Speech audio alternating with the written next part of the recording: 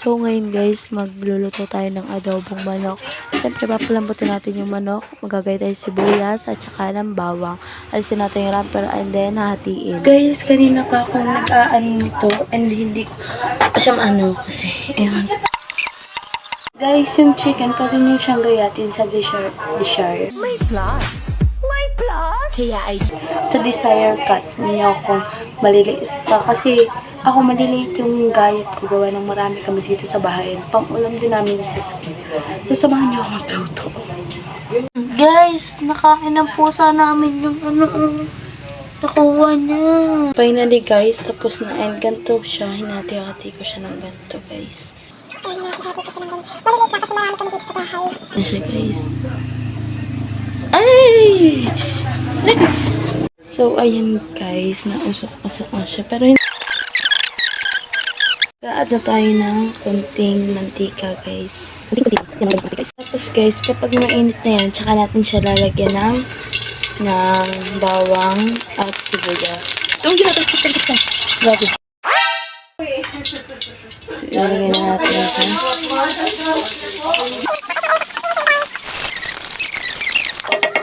Brown na, babalikan natin.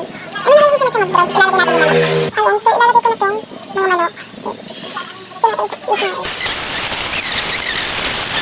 Yan siya guys. Ganun kasi bibigat siya. Hindi ako makapag one hand dito gawa ng madulas yung namin. Tsaka wala din akong phone holder.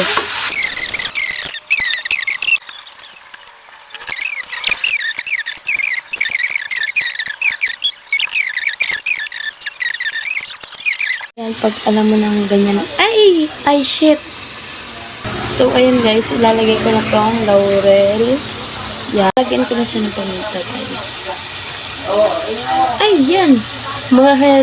More paminta, more healthy pang laban sa cancer. Cancer! exploring ka pa.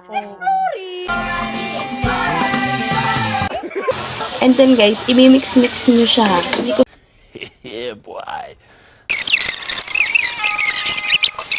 soy sauce, mga ganun. So, lalagyan ko na siya ng soy sauce first. Tsare. Asukal pala muna. So, sa pagganto-ganto, wala nang takal-takal. Masasabi ko lang is, bahala ka sa buhay mo. Basta ibuhos mo yan, tansayin mo lang kung gano'ng katamis ang pagmamahalan niya dati. Tsare!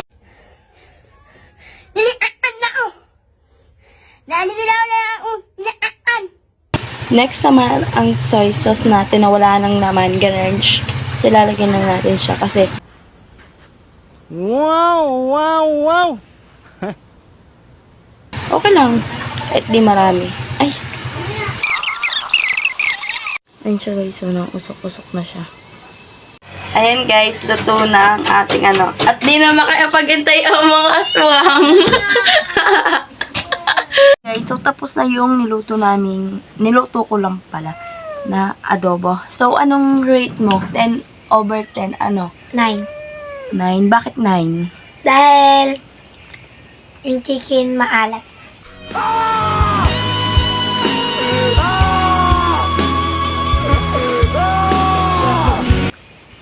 Hindi ko nga inilagyan ng alat, di ko inilagyan ng asin. Ang pangit ng pagkaluto. Oh my God. Tawag. So, te-taste ko lang siya kung mabawi sa panlasa. Hindi maalam yun. Ang sarap! Kaso Oh my God! siya? Iga. Yan. Sarap. Alam ko masarap. Kasi ako nagluto. Bye-bye.